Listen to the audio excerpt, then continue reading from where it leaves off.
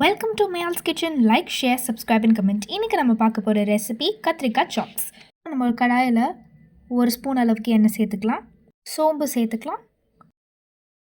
பட்டை லவங்கம் 2 சேர்த்துக்கலாம். மிளகு ஒரு 1/2 ஸ்பூன் அளவுக்கு சேர்த்துக்கலாம்.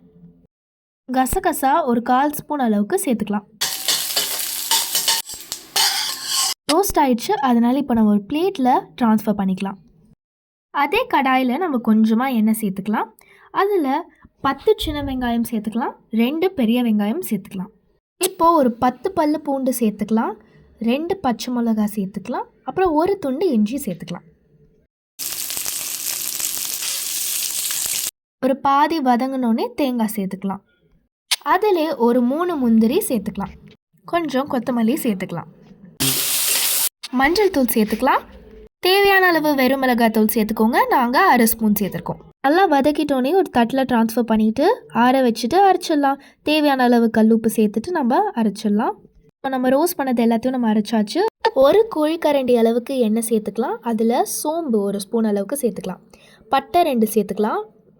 விரிஞ்சி இலை 1, அப்புறம் கொஞ்சம் கருவேப்பிலை. ஒரு 3 தக்காளி போல் அரைச்சி வச்ச அந்த பேஸ்ட்டை நம்ம சேர்த்துக்கலாம். நம்ம அரைச்சி வச்சோம்ல ஒரு மிக்ஸ்சர், அது 2த்தையும் நம்ம ஒன்று சேர்த்துட்டு இப்போ நம்ம என்ன பண்ண போகிறோன்னா, இந்த பிரிஞ்சாலை இந்த மாதிரி 4ஆக கட் பண்ணி நம்ம ஸ்டஃப் பண்ண போகிறோம்.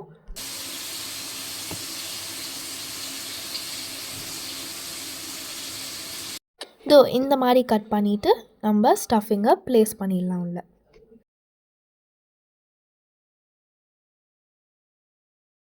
இப்போது இந்த ஸ்டேஜில் நம்ம ஸ்டஃப் பண்ணி வச்ச கத்திரிக்காவை ஒன்றொன்னா நம்ம சேர்த்துக்கலாம்.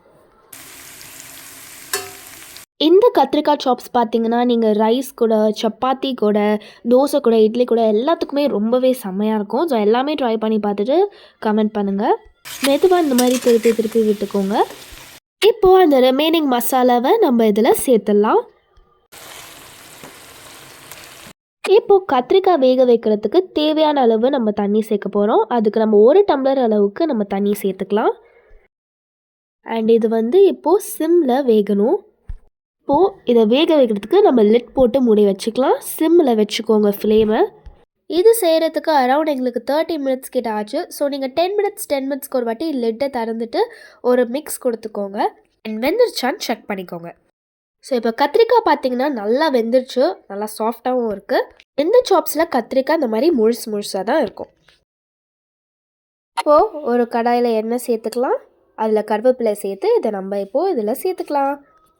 இப்போ நம்ம கொத்தமல்லி தூவி இறக்கிடலாம். சுவையான கத்திரிக்காய் சாப்ஸ் ரெடி. எல்லாம் ட்ரை பண்ணி பார்த்துட்டு கமெண்ட்டில் சொல்லுங்கள். ஸோ இந்த மாதிரி நல்லா சுண்டி வரணும், அந்த கன்சிஸ்டன்சி பாருங்கள். And don't forget to like, share, subscribe and comment to males kitchen.